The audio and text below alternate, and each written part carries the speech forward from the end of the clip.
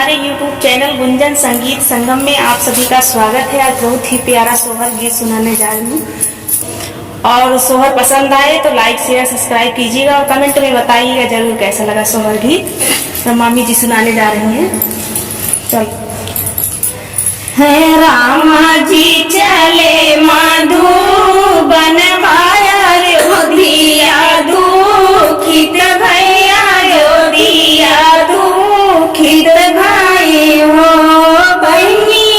कटुरे योधिया के लोग की रामा चले बन का की रामा चले बन का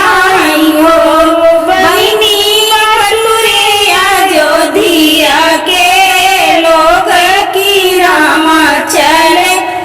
बन का की रामा चले बन का हो अपनी महालिया कौशल्या नहीं माना रोवई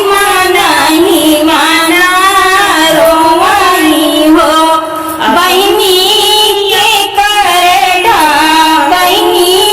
के करे ढाकाऊं का अल्यौना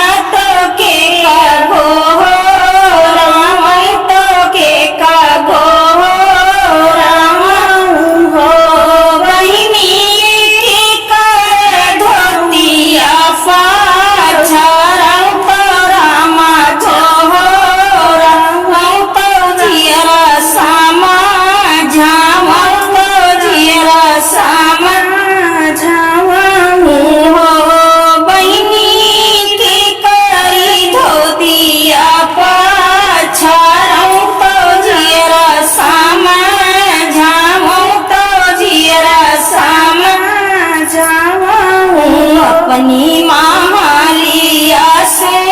मिलता कौशल्या का समझावई कौशल्या का समझावई हो बहनी भरत गढ़ा कौका लेउना बुआल गौराई बुआल गौराई हो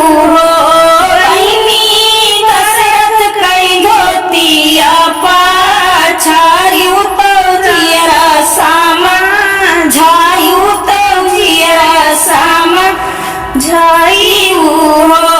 बहनी दशरथ करी धोतिया पाछायू तो जियरा साम झायू तो जियरा साम झायू हो अपनी महाली रानी कई बिरही बोलिया